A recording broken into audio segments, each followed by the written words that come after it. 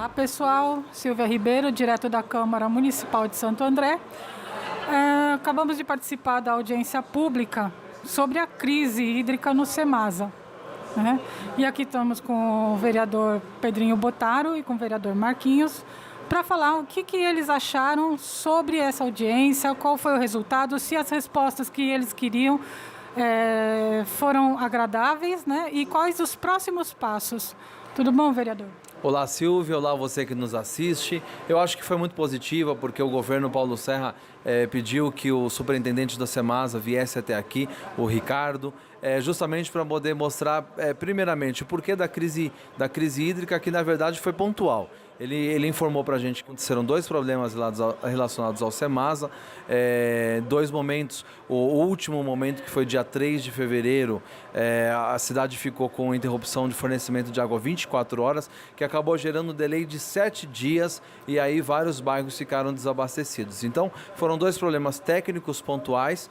Foi importante ele mostrar também que a questão do fornecimento de água, em tese, não tem relação com a dívida pública que se tem, mas ao mesmo tempo ele explicou a origem da dívida. Em 1996, na primeira gestão então do Celso Daniel,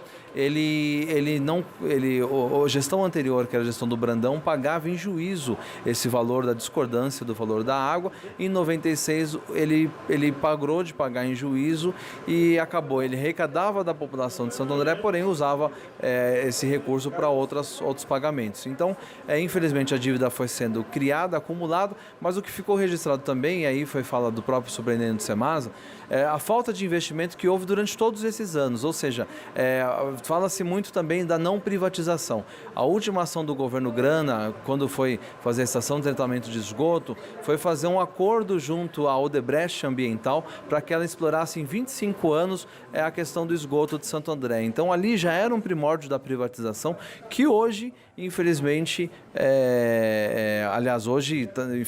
hoje está sendo debatido bastante sobre isso. Eu acho que tem que ser, mas ali atrás a prefeitura já tinha essa intenção no governo do Carlos Grana, se eu não me engano foi em novembro e dezembro de 2016 que isso começou. Mas o que vale lembrar é que, lógico, precisa ser feita essa estação de tratamento de água.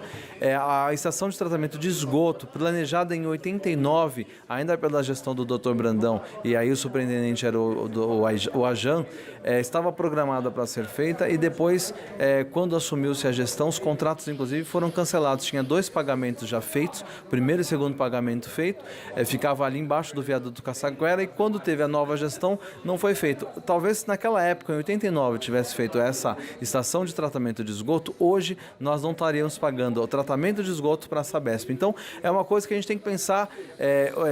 Silvio, uma vez eu escutei uma frase dizendo o seguinte: na época que o Dr. Brandão fez a Avenida Perimetral, era um absurdo, era uma obra faraônica, ele foi muito criticado por isso. Hoje ela está totalmente obsoleta. A mesma coisa nós temos a Pereira Barreto. Então tem coisas que em algum momento a gente precisa discutir o futuro. Não só a crise hídrica de hoje, não só a dívida que existe com a Sabesp, mas o futuro. Que Santo André nós queremos para o futuro. E é essa discussão que tem que ser feita, não apenas com a militância política, mas com toda a cidade de Santo André. Certo, e algumas questões que foram levantadas aqui, bem polêmicas, né, sobre a privatização, sobre se a dívida é real de quase 4 bi.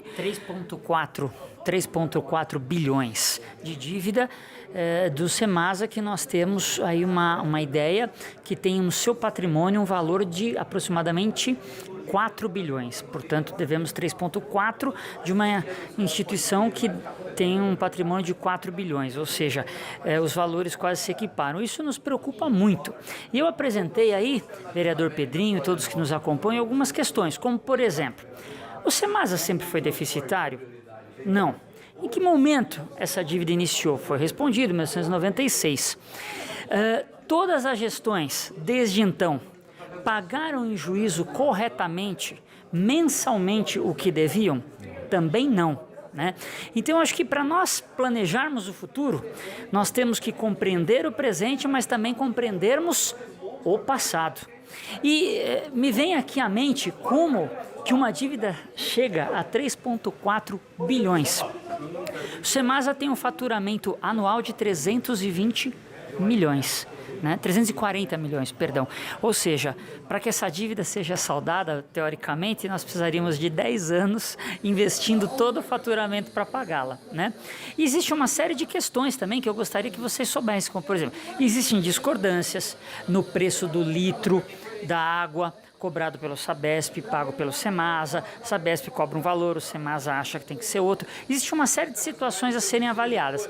Agora, o que a gente não pode é o seguinte, é querer partidarizar situações pontuais de falta de água e querer resolver de um dia para o outro situações que vêm se estendendo e se complicando há décadas, tá certo? Então, acho que assim, não podemos ter dois pesos, duas medidas. Vamos investigar profundamente, vamos fazer um estudo profundo, mas que seja desde o início do problema e não simplesmente tentar analisar o hoje, porque o hoje ele é fruto do passado. Quanto a isso, vocês não tenham dúvida. E vocês vão montar uma comissão para ir até a Sabesp, conversar com o presidente? Na verdade já tramitando, já foi enviado o ofício para a Sabesp, né, já tanto para vir para a audiência pública quanto para comparecer nas nossas audiências ordinárias aqui na Câmara. Então, já foi feito o convite, a gente aguarda que o presidente da Sabesp também atenda com algum funcionário ou setor metropolitano, superintendência metropolitana aqui da região. Uma coisa que eu quero ressaltar que o Marcos colocou muito bem, não se pode partidarizar a questão da água. É um problema, a gente sabe disso, mas não se pode, é uma dor também para grande parte da população, inclusive nós mesmos sofremos com isso. Então a gente não pode realmente fazer isso palanque político. Nós vemos aí pessoas que já passaram na administração pública municipal hoje questionar o que está sendo feito, mas a dúvida que fica, por que não foi feito quando eles tiveram, que nos antecederam inclusive. Eu sou vereador de primeiro mandato, há anos essa dívida tem desde 96, então nós estamos falando de muito tempo que passou, por que só hoje essas pessoas estão querendo que seja apurado com afinco? E olha, existe um assunto, vereador, que eu gostaria de abordar aqui. Foi questionado da ETA, Estação de Tratamento de Água, que nós devemos ampliar tudo isso daí. Exato. O que acontece? Foi colocado muito claramente, olha a situação que chegou à nossa cidade, e isso vem como resultado de décadas. Tentou-se um empréstimo para se construir essa ETA e Santo André foi considerada incapaz de honrar com o pagamento do empréstimo, mesmo parcelado. O Ministério das Cidades negou por conta do mau crédito que a cidade tinha.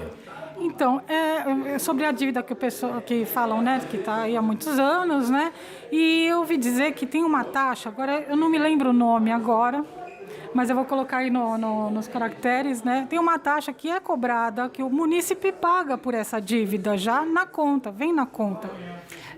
Segundo inclusive alguns dizem, até os andreenses que nascem já nascem com essa dívida, né? Exatamente. E isso daí tem que ser muito bem analisado, né? Porque se está sendo pago, a Sabesp, por sua vez, tem que considerar essa situação. Na verdade, é a taxa por atacado. Então, assim, na verdade, a taxa, o superintendente, inclusive, até disse que é uma questão muito complexa mas é como você fornecesse o volume, né, de água que você, e depois, ao mesmo tempo, você cobra pela operacionalização do sistema. Então, seria essa taxa, né, que é o que você se refere. E a abertura da cobrança em atacado e em varejo, que inclusive foi explicado para nós. Eu admito que eu não tinha esse conhecimento dessa diferença.